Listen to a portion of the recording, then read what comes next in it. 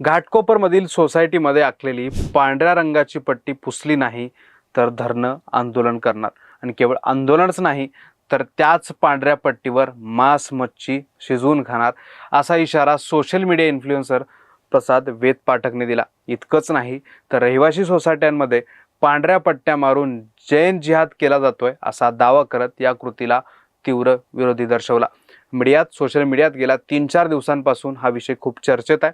पण जैन समाजातील काही लोकांच्या कृतीवर आक्षेप घेणं प्रसाद वेद पाठकला चांगलंच महागात पडलेलं दिसतंय। त्याचं 2-1 मिलियन फॉलोअर्स असलेलं इन्स्टा अकाउंटच सस्पेंड करण्यात आलंय आणि या प्रकरणाचे आता राजकीय पडसाद उमटायलाही सुरुवात झाली आहे। प्रसादच्या जीवालाही धोका निर्माण झालाय। अहिंसा हा जैन धर्माचा मूळ आधार आहे, पण त्याच जैन धर्माच्या निमित्तानं हा सगळा वाद सुरू झालाय। त्यामुळेच आजच्या व्हिडिओत आपण प्रसाद वेद पाठकने पांढऱ्या पट्टीला विरोध का केला, जैन समाजाविरोधात स्टँड घेण्याचं कारण काय, यावर जैन समाजाची भूमिका काय, राजकारण कसं होतंय आणि सगळ्यात महत्त्वाचं म्हणजे काही लॉजिकल मुद्दे मांडणं हे प्रसाद वेद पाठकच्याच अंगाशी कसं आलंय, त्याच्या जीवाला धोका कसा निर्माण झालाय हे सगळं समजून घेणार आहोत। त्यामुळे व्हिडिओ शेवटपर्यंत नक्की बघा। नमस्कार, मी ज्ञानेश्वर रेड्डी, तुम्ही पाहताय टीओडी मराठी। सुरुवातीलाच आपण वादाचा नेमका विषय काय ते जरा समजून घेऊ। सोशल मीडिया इन्फ्लुएन्सर प्रसाद वेद पाठक मुंबईच्या घाटकोपरमध्ये कैलास ॲव्हेन्यू सोसायटीत राहतो। तिथे काही जैन समाजातील लोकांनी पांढऱ्या रंगाची पट्टी मारली। यात प्रसादनेच दिलेल्या माहितीनुसार त्याच्या सोसायटीमध्ये जैन धर्मगुरू येणार होते, त्यांच्यासाठी पट्टी मारण्यात आली असल्याचं दिसून आलं। त्यानंतर प्रसादनं धार्मिक परंपरा पाळायच्या असतील तर त्या घरी पाळाव्यात, सार्वजनिक ठिकाणी अशा प्रकारची कृत्य करू नयेत असं म्हणत आक्षेप नोंदवला। तसंच त्याने जैन धर्मियांच्या या कृत्यानं आपल्या धार्मिक भावना दुखावल्याचंही सांगितलं। आपल्या सोसायटीच्या आवारात पांढरी पट्टी मारण्यात आली तेव्हा आपली परवानगी घेतली नाही, हा धार्मिक तेढ निर्माण करण्याचा प्रयत्न आहे। त्यामुळे ही पट्टी लवकरात लवकर हटवावी अशी मागणीही त्यांनी केली। सोशल मीडियावर त्याने हा प्रकार मांडताच एकच गजब सुरू झाला। उलटसुलट प्रतिक्रियांचा पाऊस पडला। एकीकडे प्रसादच्या लॉजिकल मांडणीचं कौतुक होत होतं तर दुसरीकडे प्रसादने जैन समाजाच्या विरोधात भूमिका घेतली असं म्हणत त्याला ट्रोल केलं जाऊ लागलं। मग पुढे काय झालं तर सोसायटीतीलच काही लोकांनी पुढाकार घेतला आणि पांढऱ्या पट्ट्या हटवण्यात आल्या। त्या पांढऱ्या पट्टीवर लाल व पिवळी रंगरंगोटी करण्यात आल्याचा व्हिडिओही प्रसादने शेअर केला आणि माझ्यासाठी हा प्रश्न संपला अशा आशयाची पोस्ट केली। रंगरंगोटी करून सोसायटीवाल्याने प्रश्न मिटवला असला तरी बाहेर मात्र हा मुद्दा चांगलाच तापला। प्रसादने उपस्थित केलेल्या मुद्द्यावरून जैन समाज आक्रमक झाला। प्रसादच्या भूमिकेविरोधात प्रतिक्रिया यायला सुरुवात झाली। जैनांनी केवळ मुंबईत जैनांसाठी स्वतंत्र वसाहती उभारल्या पाहिजेत, त्यामध्ये कोणत्याही मराठी व्यक्तीला प्रवेश देऊ नये। आपण त्यांना दाखवून दिलं पाहिजे की या शहरावर आपलं वर्चस्व आहे, आपणच इथले सर्वेसर्वा आहोत। दिगंबर आणि श्वेतांबर अशा दोन्ही पंथांमधील जैन बिल्डरांनी या उपक्रमाची सुरुवात करावी आणि त्याचा प्रत्येक विस्तार शहरात करावा अशा आशयाच्या पोस्ट लिहून प्रसादच्या कृतीला विरोध केला। काहींनी तर प्रसाद विरोधात पोलीस कारवाईची मागणीही केली। त्यामुळे प्रसाद वेद पाठक विरुद्ध जैन समाज या वादाला मराठी माणूस विरुद्ध जैन समाज असं स्वरूप मिळालं। त्यातून राजकीय प्रतिक्रिया उमटायला सुरुवात झाली।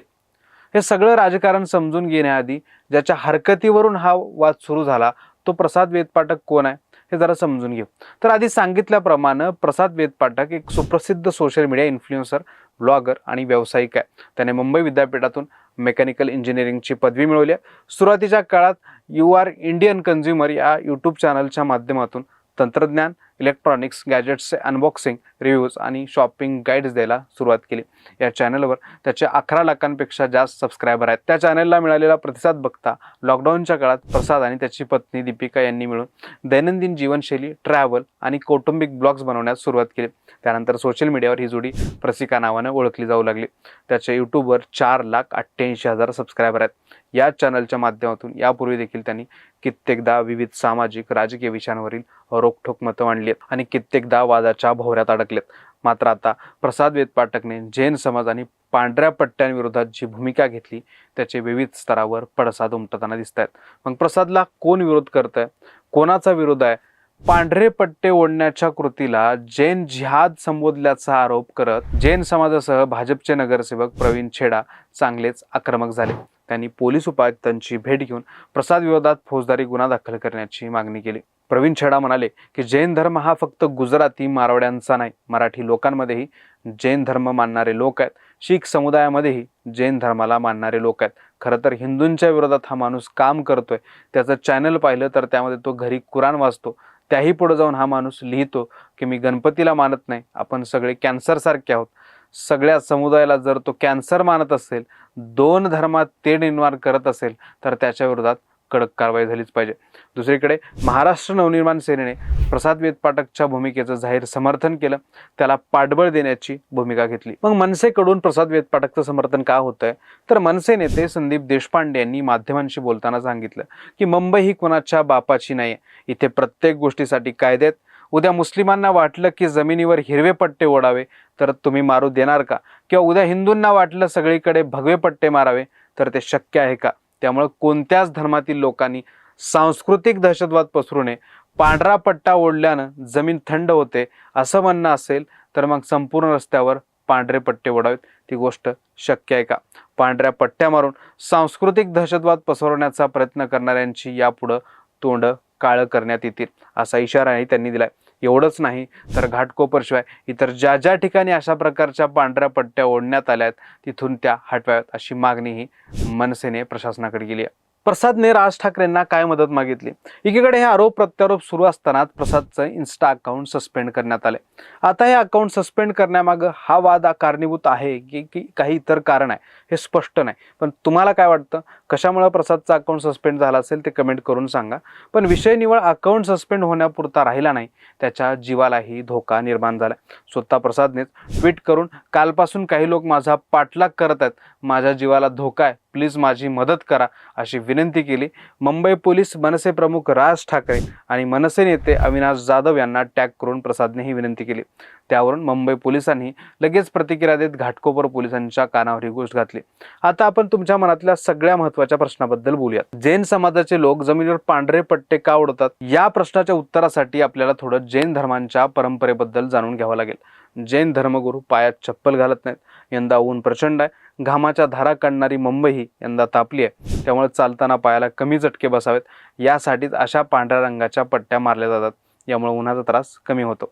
तसंच जैन धर्म हा अहिंसावादी आहे, आपल्यामुळं जीवजंतूंच्या जीवालाही इजा होऊ नये असं जैन धर्माचं तत्वज्ञान सांगतं. म्हणून पावसाळ्यात चालताना रस्त्यावर आलेल्या शेवाळावरील जंतू मारले जाऊ शकतात यासाठी देखील ही पट्टी मारली जाते असं जैन धर्मियांचं म्हणणं आहे. म्हणूनच केवळ घाटकोपरमध्येच नाही तर मुंबईच्या कित्येक रस्त्यावर अशा प्रकारचे पांढरे पट्टे मारलेले दिसतात.